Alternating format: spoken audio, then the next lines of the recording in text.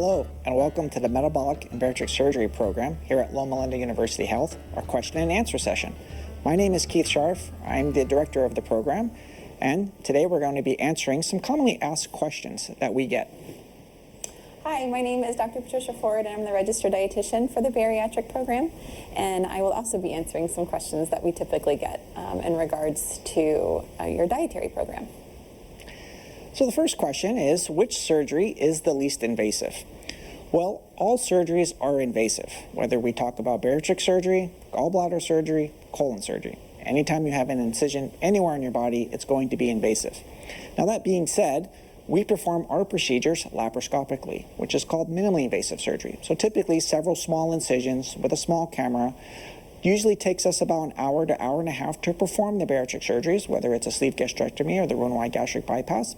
And typically it's a one-night stay in the hospital and patients can go home the next day. So it's performed minimally invasive, but again, all surgeries are considered to be invasive. Well, I have to take vitamins for the rest of my life. So with bariatric surgery, we're removing parts of the digestive system that are integral to digestion and absorption, and that also assist with your vitamin and mineral absorption. And so the answer is yes, you will have to take vitamins and minerals for the rest of your life to make sure that you don't become nutritionally deficient. Yeah, I get a lot of questions about that too. We do, and I think it's a trade-off. We have a lot of patients who have a lot of medical problems that are related to obesity, so they're taking medications already for their diabetes, for their high blood pressure, for their high cholesterol. And so I usually tell them it's a trade-off. Do you want to substitute all those medications for a couple of vitamins? To me, it's a good trade-off. Yes, so normally the supplements, it's 2 to 5 at best a day, and there's tons of different protocols that we can provide you with and tons of different recommendations that we can give you. But you're exactly right, it's totally a trade-off. You're gonna be supplementing with calcium and vitamin D versus using metformin or any other medications for blood pressure. The other question we have is, which surgery is better for me? This is a very commonly asked question. It's a little bit complex, the answer. We write down the procedures: sleeve gastrectomy, Roux-en-Y gastric bypass. I put it in a hat. That's not how we do it. The real answer is, it depends. Number one, we're going to ask you, what procedure would you like? Because again, this is your body. This is going to be for the rest of your life. And on our end, we evaluate the whole picture, meaning, what's your current weight or your body mass index? What medical problems do you carry? And then we try to match up the best surgery for you. So most of these questions and answers will be held in the clinic when we see you. And so the sleeve gastrectomy is not the perfect surgery for everybody. The Roux-en-Y gastric bypass is not the perfect surgery for everybody. But again, we're going to try to give you what we feel is going to be the best surgery for you, and hopefully it's the surgery that you want as well. Can I drink alcohol or soda before or after surgery? So before surgery, you want to follow a health and wellness recommendations, but I'm assuming most of the questions that I get are after surgery. After surgery, we recommend no soda. Soda is part of a lifestyle that is not going to help contribute to weight loss, especially after surgery. There's normally caffeine, there's normally lots of amounts of refined sugars, and both of those things can medically be very dangerous for recovery after surgery, but also contribute to weight regain. So with alcohol, there is actually research that suggests alcohol after surgery can be a risk for developing alcohol dependence, alcoholism, and there's actually a 25% increase of alcohol intake leading to further alcoholism. So the answer would be no, we don't recommend it, and that would be a long-term recommendation. Yeah, you want to be really making these lifestyle changes. Again, obesity is a chronic disease, just like high blood pressure or diabetes. Unfortunately, we don't have a cure. Bariatric surgery is a very powerful tool for the treatment of obesity, but a tool. And so for long-term success, we tell our patients, from a surgery standpoint, yes, we can get you from A to D on the alphabet scale, but getting you from D to Z in long-term success is going to require those lifestyle changes on a patient's part and a dedication to that. And so again, some of these lifestyle changes are going to be very, very important for long-term success. Even with bariatric surgery, patients can regain their weight back, unfortunately. And it's probably about 15 to 20% of patients will have significant weight regain long-term. And overwhelmingly, one of the main reasons we find that happens is patients going back to old lifestyles. Usually it's a life stressor, something has happened, financial, social, job-related, health-related, that will tip a patient back into old habits, where they start eating things, maybe drinking things, the soda or the alcohol, that will contribute to the weight regain. And unfortunately, if that happens, then either your medical problems come back or you just go on to develop new medical problems from obesity. So one of the other questions, is it possible to lose too much weight and look sick? Well, it'd be very unlikely. If you're asking is anything possible, anything is possible, but it would really have to be probably something that maybe a patient is doing on their end that's not correct, or maybe a surgery that wasn't just performed correctly. Again, obesity is a chronic disease. We do know that there are obesity genes. 70% is genetic related. And so the real key is you need to put as much effort in to try to lose as much weight as we can, because the body is very smart. Again, we talked 15 to 20% of patients are going to regain a significant, if not all, the weight back long term. And so during these first year after bariatric surgery is really the golden time period to really make those lifestyle changes, use the metabolic changes that are happening within the body to really drive that weight loss, to try to get down to as much weight as you can possibly lose. So the real answer is no. I really don't see that, again, unless patients maybe go off the track, or maybe they have a surgery, unfortunately, somewhere that's just not maybe done correctly. So even prior to surgery, most insurance requires that you do engage in a lifestyle class, and we do a medically supervised weight loss program class for at least 6 months, where we do encourage weight loss even prior to surgery, which can help enforce those lifestyle changes and also prevent crash dieting and prevent the losing too much weight too fast. It's very unlikely, but we do try to educate as much as we can prior to surgery. Okay, will I be able to eat spicy food? So your taste buds do change, which we will talk about in a little bit. Maybe. We don't really know. I've had some patients that can have spicy food after surgery, where they have all of the tapatio on the egg whites eventually. And then I have some patients that cannot handle spicy food. So spicy food can be harder to digest. So we typically suggest a very bland diet for the first 6 weeks after surgery. But again, everybody does react a little bit differently. And so sometimes you can and sometimes you can't. But the recommendation will be to stick with bland foods versus spicy foods for the first 6 weeks while you're healing. Yeah, I think everybody kind of goes through their own unique journey. Again, like you said, taste can change, smell can change, and it really does affect, I think, everybody a little bit differently. We can't necessarily predict how some of these gut hormones and appetite hormones are going to be changed for each specific person. And like you said, some people can tolerate certain foods, some people can't. Some people can tolerate certain consistencies, some people can't. And everybody kind of goes through their own unique journey. One of the other questions is, will my stomach stretch after surgery, and will I regain all my weight back? Well, hopefully the answer is no. We don't want either of those things to happen. So the first part of that question is, will my stomach stretch? The answer is no. If technically done right, and again, most of these surgeries in the United States is technically done right, the stomach doesn't stretch or grow back. What does happen, though, is the swelling goes down.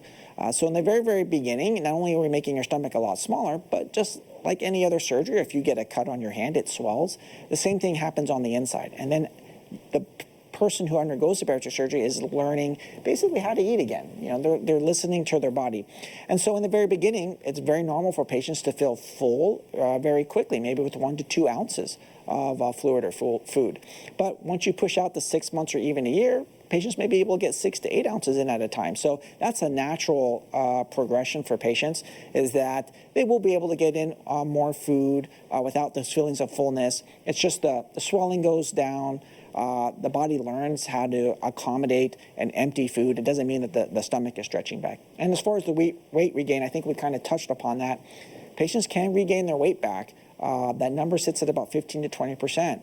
But overwhelmingly, again, one of the main reasons we find that is life stressors, unfortunately. Life stressors have tipped patients back into old habits. But again, that is why comprehensive programs like ours are very, very important. The reason we have dietitians, the reasons we have support groups, the reasons we have psychologists, bariatricians, very, very important. Anytime we're dealing with a chronic disease, to have that engagement and involvement on the patient's end, before, during, and long-term afterwards, extremely important for long-term success. Okay, so why do you need to track log your food every day?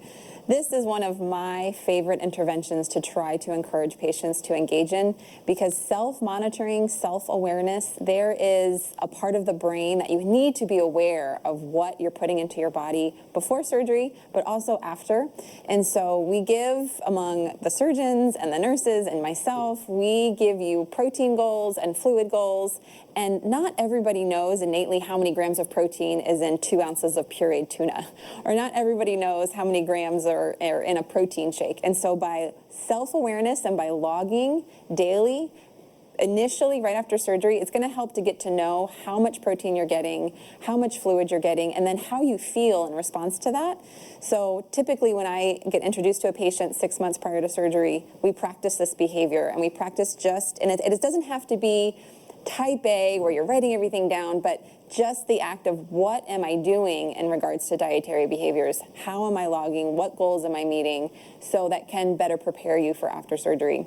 When I work with patients who have had 200-pound weight loss, think of something very extreme, and they've sustained that for 2 to 5 years after surgery, they're still logging. They're still very self-aware of what they're doing. And not every day, but say they had an event out, or it was an abnormal day. They make sure that they get out their log and they note how much protein they're having, how much fluid they're having, and that helps with their behaviors. Yeah, I think it's very important. I honestly practice it myself. There's a lot of free apps on phones that you can just log your food. We have patients who go old school. They just bring a journal. So whatever works. But yeah, studies have shown us those patients that track their foods will have better long-term success. It's just a way of knowing what you're getting into your body. Are you getting enough calories? Are you not getting it? Are you getting too much? Are you getting the right amount of protein? Because really, if you're not label reading and looking, you really don't know. I use the example of pulling up to a gas station. Your car may run on 89 octave, or maybe 90 or 87, depending on the car you drive. Now, would you put a blindfold on and just reach for it and maybe grab the diesel? You absolutely wouldn't, because your car doesn't run on diesel. And so it's the same when it comes to the human body. What you put in is what your body's going to run on. So very, very important to track, to label read, to know what you're getting in. The next question, can I just take weight loss medications and not do surgery? Absolutely, you can. The first thing we have to remember, again, we don't jump to surgery. We're always going to try to optimize patients with education, diet, exercise. We do have some newer medications on the market that can help promote weight loss. But bariatric surgery comes for those patients that, despite best efforts, can't achieve the goals that set out for them. And with medications, unfortunately, medications for weight loss have shown that patients can lose somewhere maybe around 12 kilograms, which is about 20 to 25 pounds on average, just from the medication itself. And we do use medications. We sometimes use it before surgery. We'll sometimes use it after surgery because, again, the body is going to try to drive weight back on even after bariatric surgery. And so sticking to those lifestyle changes, we do use medications, or what we call pharmacotherapy, as part of our treatment options. But again, if you're starting out morbidly obese, if a patient's carrying around 150 pounds of excess body weight, a medication of losing 20, 25 pounds is probably not going to get them to their goals of, feeling better, helping them improve or resolve the medical conditions, the diabetes, the sleep apnea, etc. I just like to think, what tool would you like to pick? Would you like to pick the medication? And I think some people, that's going to be their good tool for them to start. But again, with extreme weight loss, the surgery is going to be the most long-term effective tool. Okay, do your taste buds change? Yes. Your taste buds change with or without surgery anyway. So definitely in the research, it has shown 70% of people with bariatric surgery have completely different taste buds. And there's no way to predict what that is going to be for you, but they do change, and your taste of smell can change. And so that's another reason why we have a dietitian in the program, because we expose you to lots of different flavors after surgery, because you are kind of learning how you're going to eat with this new stomach, new pouch. And instead of just sticking with protein shakes, what are some different recipes that we can provide you with? And we have so many recipes that we can give you. But yes, you can expect your taste buds to change. Yeah, so I tell patients, don't bulk up on something before Yes, surgery, right? yes, So we have the yes. patient, I went to Costco and I've got like 8 crates of protein drinks, and then Yes. after surgery, they don't like the taste of that. So it's good to bring a couple samples at home, but really, yes, you're gonna have to wait till afterwards to know exactly kind of how your taste buds change, that consistency. They do change, but again, we can't guarantee, we can't determine, to what extent that's going to happen. But yeah, try not to bulk up on a lot of things until after surgery. But again, dietitians, very, very important to help patients, through that, and really thousands of recipes and options. Just because maybe you don't like one specific food, there are really hundreds of other different types of food options that are available. The other question we have, will my insurance pay for the surgery? The answer is most likely yes, they will. Most insurances in the United States cover bariatric surgery. Again, now obesity is considered to be a chronic disease. It has its own medical code. And so what most insurance companies use is something that the NIH developed. And what those guidelines are is if your body mass index or your BMI, and if you don't know it, it's okay. Our program can actually help calculate it for you, or if you're savvy enough and you can go on the internet, if you just type in BMI, it'll give you a quick tool. It's basically your height and weight. If your body mass index is 40 or more, even if you don't have any medical problems, you would qualify for bariatric surgery.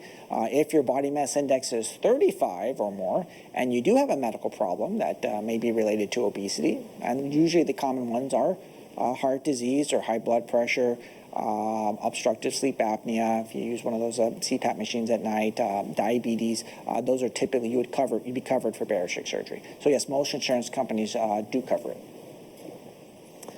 Okay, do I have to be on a special diet before surgery, and how long is that diet for? So yes, with our program, we do ask that you do follow a pre-op diet.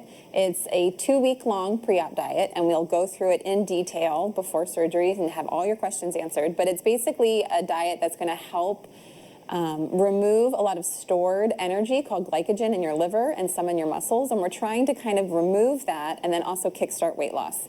It consists of almost 90 to some 120 grams of protein, and then very low carb and very low fat. And so I've had some patients who asked if they can follow the pre-op diet before pre-op and before surgery. The answer is no, it's not recommended. It's specifically designed to get you ready for surgery, and Dr. Scharf can speak to more on how that helps him in the actual surgical procedure.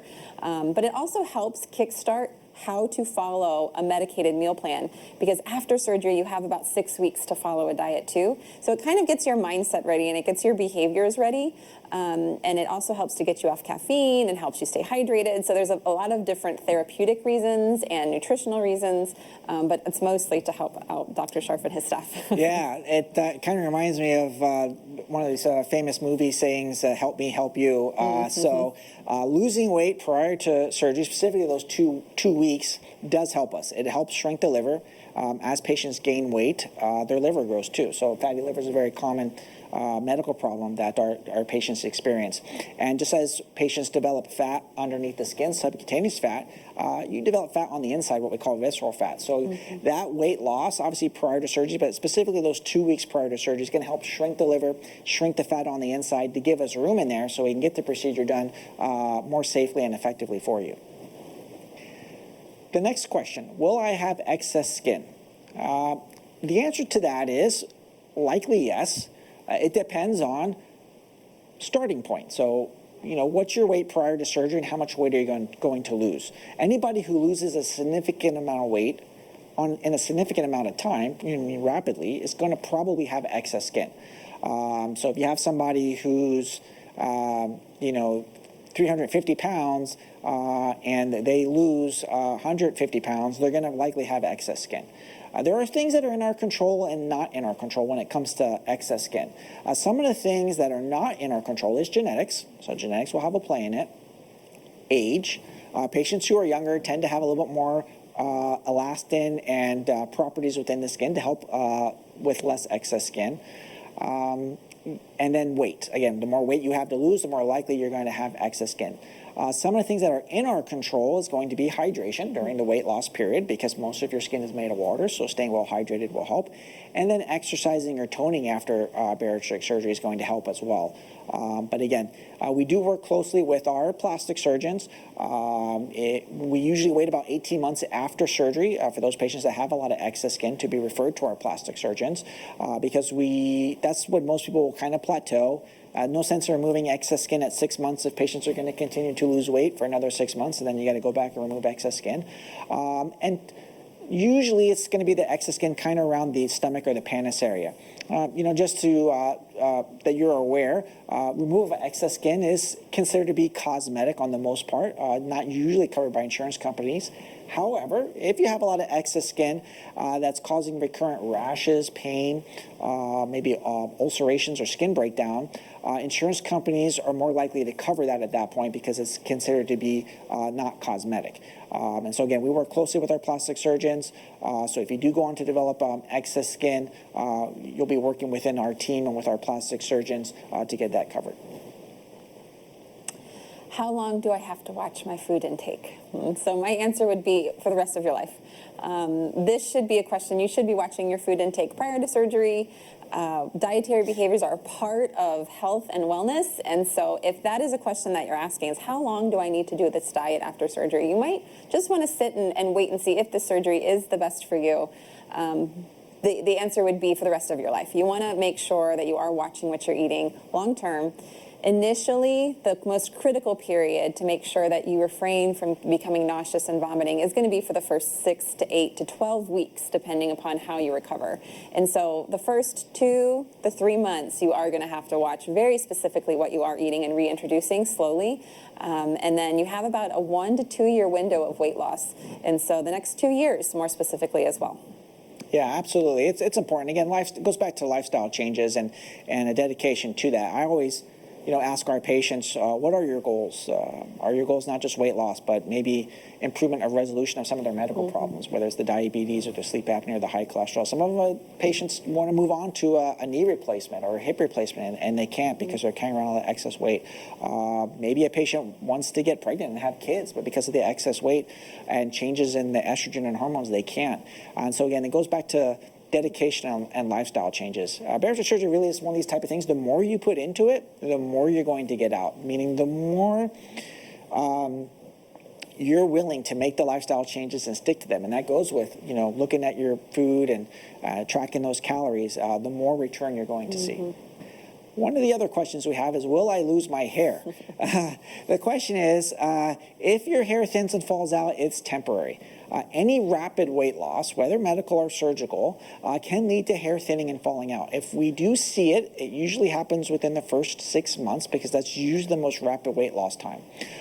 Your hair is made out of protein, and so that's one of the reasons why we're asking you to make sure your protein intake is optimal. There are some medications that can be used as well to help with that and help maintain the hair, but it's not like patients go completely bald. I've never seen a patient go bald, man or woman. But what can happen is sometimes the hair can thin and it can literally a little bit can fall out as you're brushing your hair, but it's temporary. I think there's also biotin in a lot of the post-bariatric, and there's some different things. And as long as you're taking your vitamins and minerals and having your protein, you can reduce the effects, but I think you can expect some hair loss a little bit. Okay, well, I feel hungry after surgery. So this is the part of the surgery that really works on the neuroendocrine system and kind of connects the brain and the stomach. This is the part where we're changing metabolically and chemically how your brain responds to your stomach. So most likely, no, you're not going to feel those extreme hunger pains. And I can let Dr. Scharf speak to more of the chemical changes. But most likely, no, you're going to experience a different sensation. And you literally are going to be relearning what does hunger feel like in this new process, and then how am I satisfied? It's going to be much different than prior to surgery. So it's a whole new way of eating and approaching food, which will give you a medical meal plan, which is going to help you establish what hunger cues look like and what satiety cues look like, and that will help with the weight loss. Is relearning how do I satisfy that hunger with this new system. Yeah, absolutely, I agree. You may not have an appetite after surgery. Appetite and hunger are a little bit different if you break down the terminology, but It doesn't mean we don't want you to eat. It's about following the meal plans, getting the calories, getting the supplements in, getting the protein that's in. It's one of the tools that can, like I said, help with weight loss during the initial, couple months, 6 months to a year out after surgery. So yeah, it's common that patients' smell and taste can change. You may not have appetite, but again, doesn't mean we don't want you skipping meals or not eating. We want you eating, but that's going to be a very important tool that you can then develop some of these lifestyle changes. If you're not craving a cheeseburger or a cheesecake, it may be easier to move to that chicken, to that fish, to that salad without having that craving. Right, and I think a lot of my patients report that they feel more satisfied with smaller portions. So portion control is another, behavior that this tool really does help with. Because you just feel the sensation of satisfaction is achieved much quicker. Yeah, I even had one patient say that, months or years out, they may say, oh, that looks good, that piece of cake. And instead of eating the whole cake, it's literally just one taste, one spoonful, and then Right. they're done. It satisfies them. So again, it's one of the factors of how bariatric surgery works. The other question we have is, can I have a baby after surgery? And the answer is, yes, you can. We do have patients that are specifically referred to us and seeking bariatric surgery so they can have babies. Again, unfortunately, one of the medical problems with obesity when it comes to women is infertility. There's PCOS, changes in estrogen and other hormonal levels that can make it very difficult for women who are obese to become pregnant. And if you're obese and you do become pregnant, there are higher risks of complications during that pregnancy, whether it's to the mother itself, gestational diabetes, or even to the fetus. We do know that women who undergo bariatric surgery who lose weight can have very, very successful and healthy pregnancies. And some of the studies have shown us that the pregnancies and peripartum period is healthier. The kids are healthier. They're actually at less risk for becoming obese themselves because we know there's a genetic involvement. So we've seen really only good things. We do ask that you abstain from becoming pregnant for about the first year and a half after surgery because, again, you're going to be losing weight fairly quickly during those first 6 months to a year and a half after surgery. And so we want to make sure that you're able to get your calories up, your nutritional supplements up before going on and becoming pregnant. Right. A pregnancy after bariatric surgery, you want to be gaining weight to sustain the fetus and the growing baby. And so it would be a definitely different goal, different goal set. Well, I think that's all the questions that we have. If you have some questions that haven't been answered today, please write them down. If you see us in the clinic, if you're going to give us a call, give us those questions. We love answering questions. We love talking with you. So feel free to reach out to us in clinic, on the phone, anytime. Thank you so much for joining us today. Yes, thank you.